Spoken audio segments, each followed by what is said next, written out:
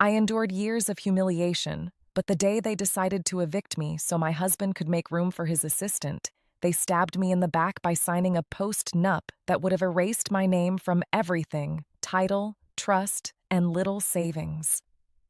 I smiled at the dinner table while my father-in-law toasted to new beginnings, and my mother-in-law smirked, convinced she had broken me. They didn't know I had already frozen their bank accounts, called in a forensic audit, and filed a counter notice that would put every one of their lies under oath. My name is Evelyn Hart, and I am 33 years old. Before I reveal exactly how I dismantled their lives, let me know where you are watching from in the comments below. Hit like and subscribe if you believe toxic people always get what they deserve. But to understand how they ended up with absolutely nothing, we have to go back to how I let them believe I was nothing at all. They called me soft. They called me practical. In the Reed household, my role had a script: tidy the kitchen, iron the shirts, whisper "yes, dear" at the right volume, and never ask questions about bank statements or business strategy. Daniel, my husband, would walk in with a tailored suit and an ego that needed a coat of lacquer. Margaret, his mother, wore pearls and a lip-tight smile that said she'd swallowed glass and liked the taste. Chloe, his sister, flitted through rooms like perfume, always wanting, never giving. "Evie, can you pick up my dry cleaning on the way?" Daniel asked on most mornings in that voice men use when they expect the world to align for them. He never once used my full name unless he wanted something notarized or labeled. "Your bus is at 6:30, don't be late." He'd hand me a 20 and a look like I should be grateful. I learned to make everything look simple. I learned to fold a fitted sheet until the edges smoothed into a flat horizon. I learned to answer the same cruel jokes until my laughter was automatic. Guests at their dinner parties thought I was shy, perhaps frugal. I learned to be faithful to the mask because there was a ledger behind my skin. The truth was more complicated. By day, I was the woman they assumed: modest clothes, thrift store sweaters, an old laptop that booted slowly and hummed like a worried insect. By night, after I checked the doors and wrapped the houseplants, I sat at my kitchen table with a second laptop that was never connected to the home Wi-Fi. Hartwell Holdings, my father's private trust, had been set up before his death under one strict condition. Evelyn had to live a life earned, unaided by the family fortune for 5 consecutive years before the trust would be activated without oversight. It wasn't that I wanted to hurt anyone. My father, Richard Hart, had been a man who believed in iron discipline. Prove who you are by giving what you can and never letting money buy your character, he had told me when I was 22, handing me a thick envelope with the name Hartwell Holdings embossed in gold. He left behind a complex estate structure, an irrevocable family trust, a series of shell companies, and a controlling interest in a holding company that held the majority of Reed Industries stock. The trustees were colleagues of his, conservative, careful, but the letter clarified one lethal thing: if I could show independence for 5 years, I would inherit the controlling interest. So I acted the part. I became the quiet wife who shivered on the bus. I learned to iron Daniel's shirts until they looked like billboards. I took the cheap shampoo and smiled when Chloe handed me a glass of champagne at parties that smelled like fake citrus and cheap jealousy. I hid my bank statements in a safe deposit box and my real signature in an envelope in a lawyer's office 3 blocks from our home. I hid because I wanted to see who I would be when other people's appetites smelled of blood. They mistook that kindness for weakness. Margaret would laugh behind a palm. "Evelyn thinks being modest is an art." She used the word modest like a verdict. Daniel would mock my thriftiness at friends' brunches, telling anyone who would listen how I insisted on using coupons, even as he upgraded the wine list. Chloe would slide a $20 bill into my apron pocket and say, "There, buy something pretty," as if decoration could cover a person. And when the family started to tighten boastful dinners, sudden talks about new plans at Reed Industries, they began to look at me as a resource. "Evelyn is so obedient. Margaret told a banker at a charity luncheon. She doesn't know the first thing about business. A good girl, really. So useful. Useful was the word that sealed it. Useful meant they believed I would sign, obey, and disappear. At night, I followed other threads.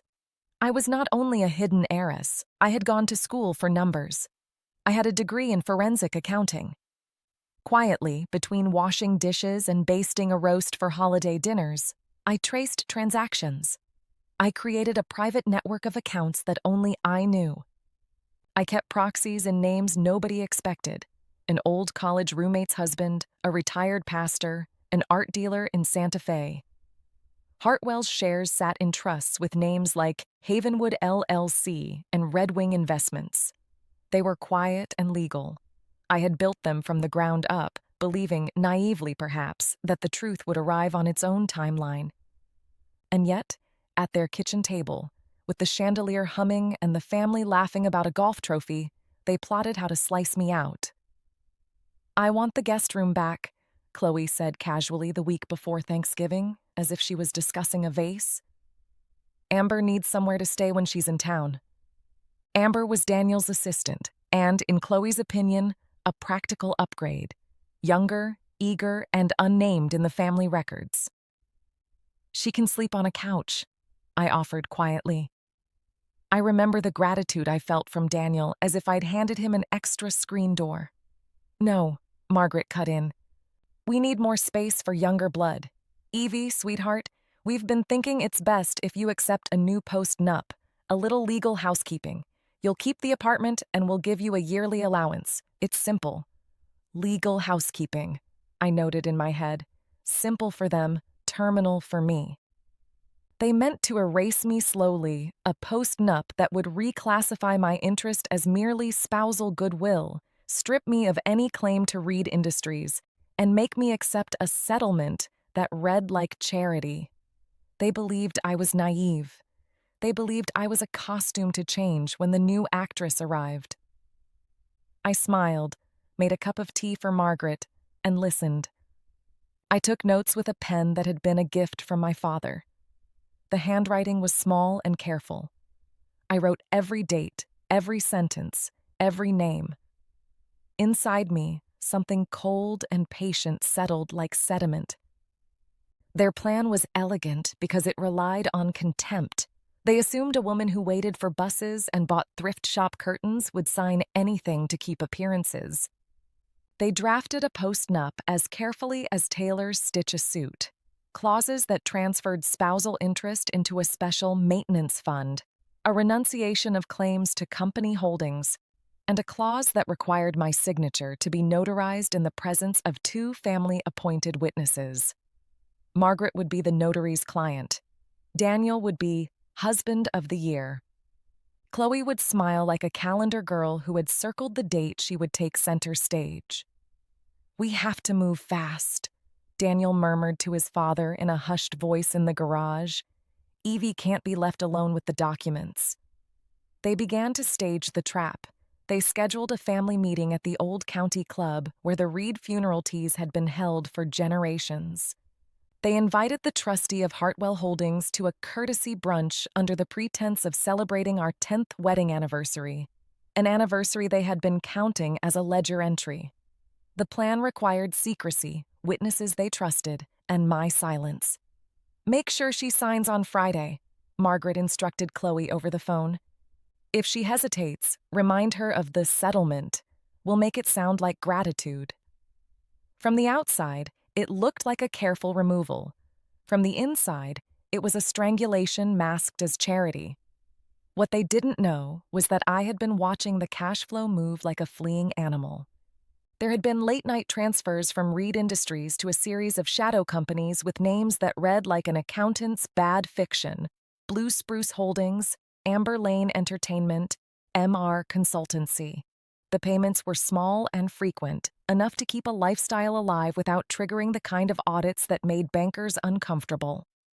They were very good at being invisible in plain sight. But nothing is invisible if you know where to look. I had always had a weakness for meticulous trails. After my father died, People thought I was making myself small to honor him. In reality, I was learning to watch how people moved money the way other women watch clouds. Money leaves fingerprints, IP addresses from wire transfers, repeat timestamps, unusual routing from corporate to personal accounts. I tracked them all. The night they finalized their post-nup, they celebrated with wine. Daniel toasted to the future. Margaret laughed that loud, clinical laugh that sounds like someone clapping for themselves in a mirror. Chloe texted Amber a selfie from the powder room and wrote, "It's almost time." I left when the party reached a pitch. I had a stack of receipts folded into my pocket. The snow outside made the streetlights look like sausages of light. At my kitchen table, I spread out the pieces. Bank statements, recorded meetings. I had a legal audio recorder in my purse. Nothing illegal in the state where we live to record a conversation if you are a participant. My father's will and the trust documents. The post-nup made a small, obvious error. It required my signing in the presence of trustees who were family appointed, but it did not consider the irrevocable terms of the Hartwell Trust that gave me, as a contingent beneficiary under certain conditions, the power to appoint a special litigation committee if any family petitioned to reassign shares. Basically, if someone tried to use a post-nup to alter the distribution of company control, they would have to answer to a court and to forensic auditors. They had been sloppy in their arrogance. They copied a fancy clause from a real estate form without understanding the intersection with trust law. It was the kind of mistake men in lunches make, words that sound final but are full of seams. It would be satisfying to say anger took me, that I burned the post-nup or cried under the kitchen light. It wasn't like that. I slung on my coat, made a call to a lawyer who had once been my father's partner, and left a message that said plainly, "Start the audit." Quietly. Her name was Julia Price. She returned the call in under an hour. "Evelyn," she said, with the private tone of a person who learned empathy from depositions, "I thought you'd keep your head down." "I will," I told her, "but I also know how to follow a money trail. Start with Amber Lane and Blue Spruce. Freeze anything moving offshore that links to Reed." There are moments in life that feel like the meeting of two gears, quiet, inevitable, precise. Her understood was one of those. With Julia on retainer, I began a different kind of work. Not dramatic, not cinematic, paperwork and patience. I revised trust documents that had been sitting idle, drafted proxy statements to activate a dormant voting right in the holding company, and moved my proxies from safe names into positions that, when aggregated, would give me voting control at a board meeting. I called in favors to bankers who remembered my father and who had no love for the Reeds' theatrical bankruptcies. I paid for a forensic audit and arranged for a bank to place a freeze on any accounts that showed transfers to Amber Lane and Blue Spruce with clear evidence of diversion from corporate funds. Most importantly, I did not advertise. I did not scream. They had underestimated silence. They had mistaken my thrift for lack of resources. They had not accounted for the iron clause buried in Hartwell's trust that allowed me, under specific triggers of fraud or coercion, to petition for a mandatory corporate audit and to place temporary receivers on corporate assets pending investigation. The weeks before their big move were quiet, filled with small, exact steps. An executed proxy here, a witnessed affidavit there, a cashier's check issued in the dead of night. I sat at the kitchen table and made lists the same way my mother used to list ingredients for a cake. Each line was a promise. Daniel continued to gloat. He took Amber to gallery openings and whispered in my ear about future plans. "You'll be okay," he told me once, his eyes already calculating. "This is just housekeeping. Think of it as pruning." I folded napkins with surgical calm. The trick to revenge that is righteous is not heat, it's architecture. You do not need to scream to be heard. You build frameworks, and those frameworks do the shouting for you. On a gray Monday, I filed 3 motions quietly. one to compel a forensic audit of Reed Industries, one to freeze accounts with evidence of diverting corporate funds to personal shell companies, and one to compel the appearance of documents that Margaret and Chloe had thought hidden. The court date was a week away, and I had a proxy meeting scheduled for Reed Industries Board, one that would allow me to demand an emergency audit and a temporary suspension of Daniel's authority to sign checks. I won't pretend it wasn't delicious to watch them rearrange furniture, to see them whisper, "Spend the night," to Amber after they had already decided on the eviction schedule. They were actors in a play whose denouement I had written in bureaucratic ink. "What are you doing on Thursday?" Daniel asked, leaning on the kitchen island as if the island belonged to him by law. "Working late," I said. He looked displeased, because anything that didn't involve him listening to my calendar was an affront. "The audit I promised to help with at the soup kitchen, I'm covering a shift." He scoffed. "You never miss those things. It's so modest of you." "Modest doesn't cost a vote," I said. And he cocked his head like a man hearing a puzzle he couldn't solve. The proxies I had secured added up. They were small votes, an ex-colleague of my father's, a retired judge, a community foundation fund, but aggregated, they represented a majority when combined with my own voting tranche. I had secured them by quietly transferring trust interests from dormant companies where my name did not appear to proxies that would reveal a pattern in court. The trustees had a legal duty to confirm the legitimacy of a complaint. Once the forensic auditor found evidence of diversion, the court could appoint a receiver. The receiver could, at the court's instruction, freeze revenue streams and require immediate accounting. It was legal, unglamorous, and inevitable. I prepared the most important piece, the public reveal. I wanted them to taste the humiliation in the open air where gossip lives. Thanksgiving was approaching, and so I staged my drop-the-mic moment there. Not because Thanksgiving is novel in drama, everyone loves a holiday humiliation, but because it would be their favorite stage. They wanted witnesses. They wanted to make it a family spectacle. I obliged. I drafted a letter to the Reed family that began with the usual holiday warmth and ended with a line that made my lawyer smirk. "In addition to the pie, there will be a short statement concerning Reed Industries that will be read prior to dessert." That line ensured they would come. Margaret loved large tables where her power felt reflected back like light off a mirror. They invited the neighbors, the country club crowd, the trustees, even the banker who had once called Daniel a man of acceptable liquidity. I saw their eyes dance at the idea of applause for their victory. 2 days before Thanksgiving, I let the forensic audit run its course. The auditor's report arrived in my lawyer's inbox at dawn. It was a meticulous document that read like a map of theft. It showed consistent redirections, vendor payments coded to payroll, duplicate invoices, and wire transfers to Blue Spruce Holdings labeled as consulting that were clearly reimbursements for personal luxury items. There were invoices from an interior designer that matched Chloe's Instagram pictures and payments to Amber Lane that corresponded with dates Amber was working late at the office. I requested the family be seated in the dining room. I set a plate for everyone, as the script of civility demanded. I poured wine for Margaret because she deserved an audience for her fraying. I placed the slim audit folder in front of me like a Bible.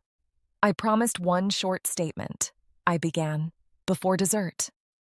There is a difference between a voice raised in anger and a voice that is cold and exact. The latter is a scalpel. "I will read 3 things," I said. 1. Reed Industries financials, as sent to my counsel under court order, indicate repeated misappropriation of corporate funds totaling $1.7 million over the last 3 fiscal years. 2.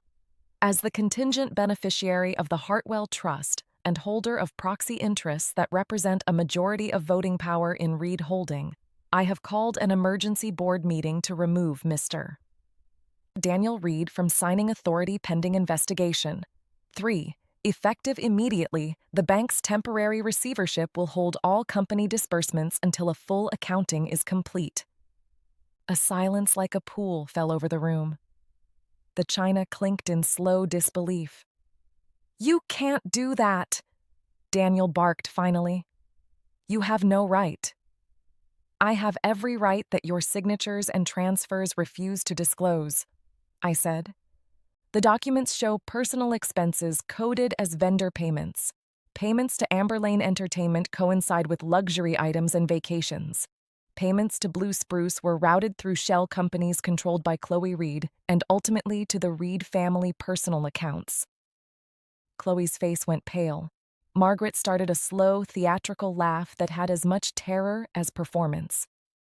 "This is slander," she said. "Where is your proof? Who are you to accuse?" "I am the woman you tried to make small," I said. "I am the contingent beneficiary of Hartwell Holdings, and I am the person who has been quietly ensuring the law has a record." At this, there was a sound, a mutter, at the edge of the room, like fans whispering in a theater. The neighbors leaned in. The trustee of Hartwell was present. The banker handed over a printed copy of the freeze order. The auditor stood and, in a voice that felt like a judge's gavel, summarized the irregularities.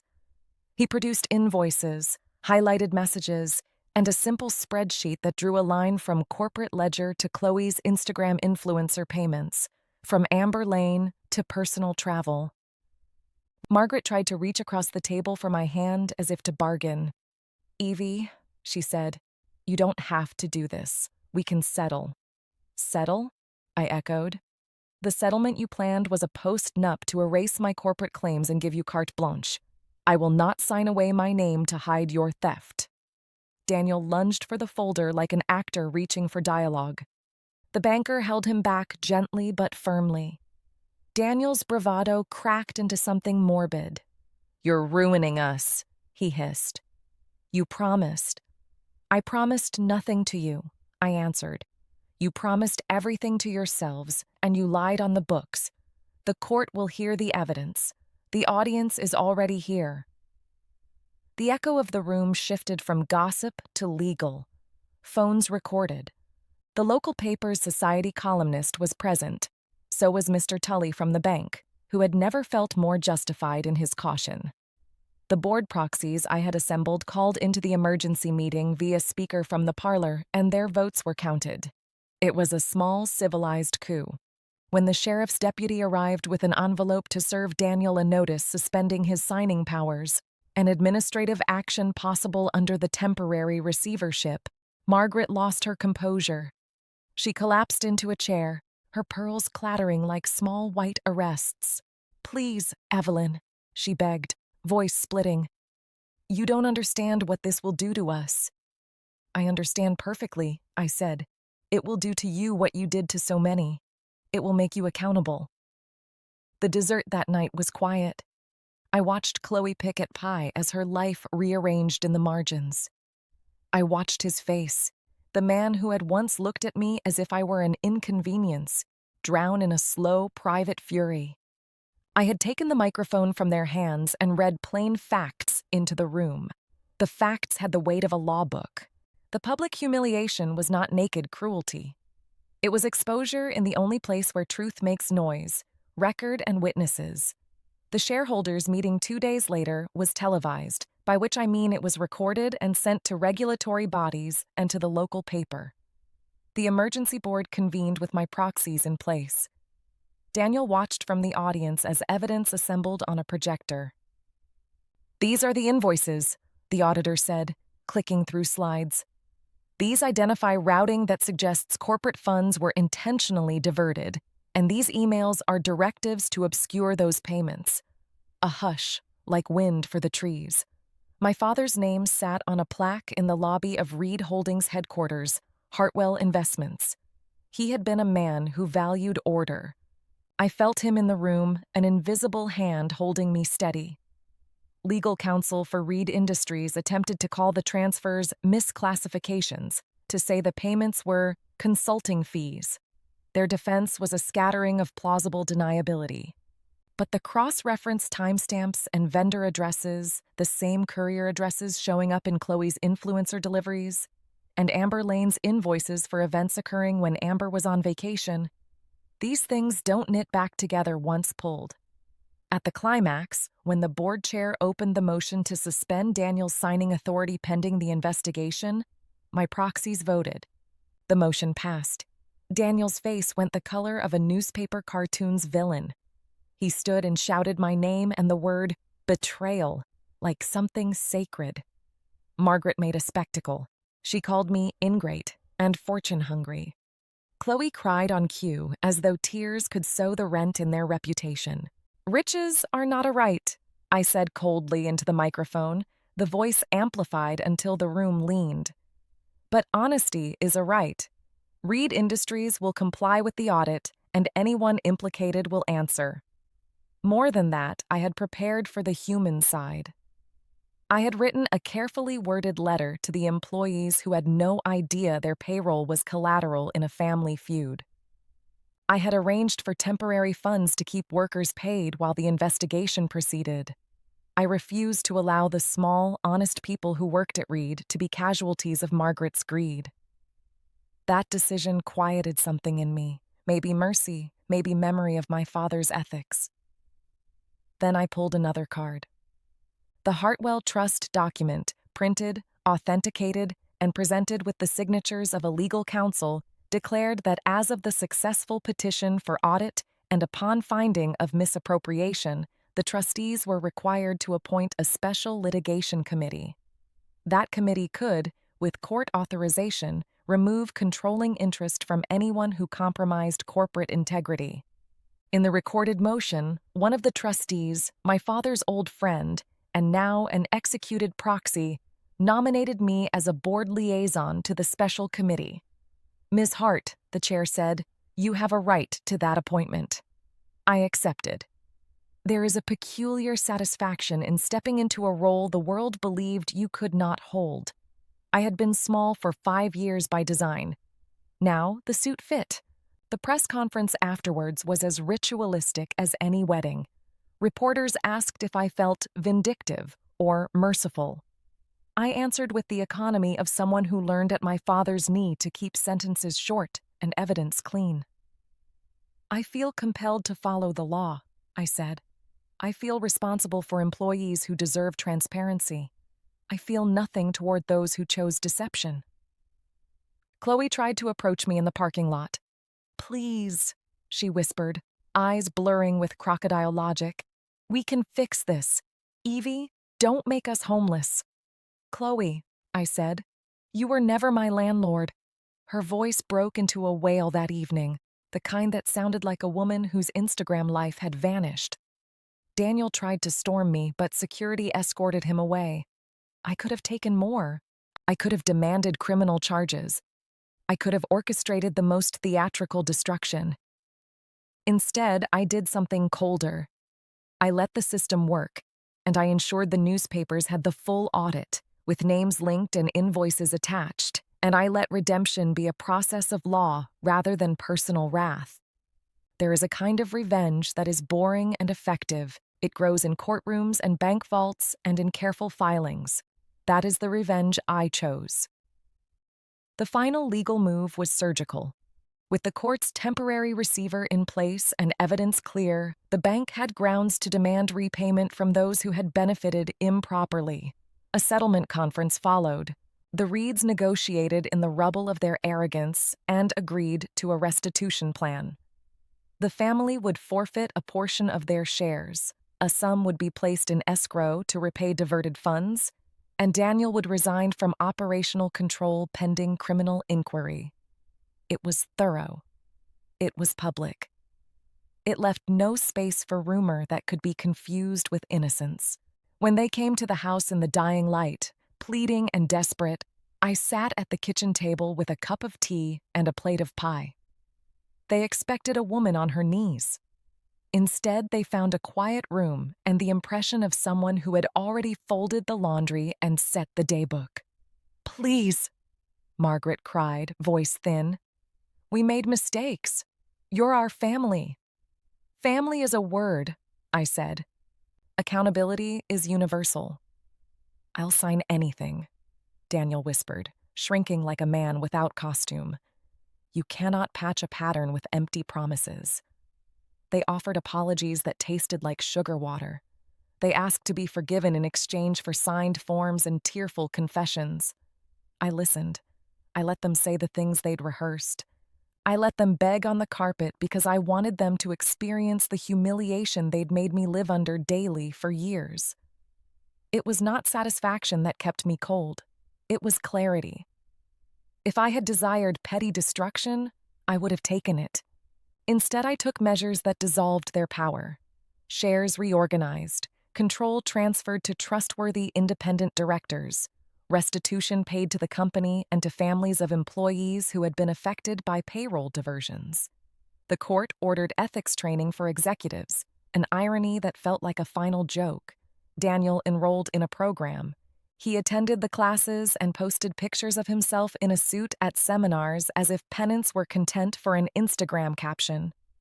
Margaret tried to rebuild. She moved into a smaller home 3 towns over.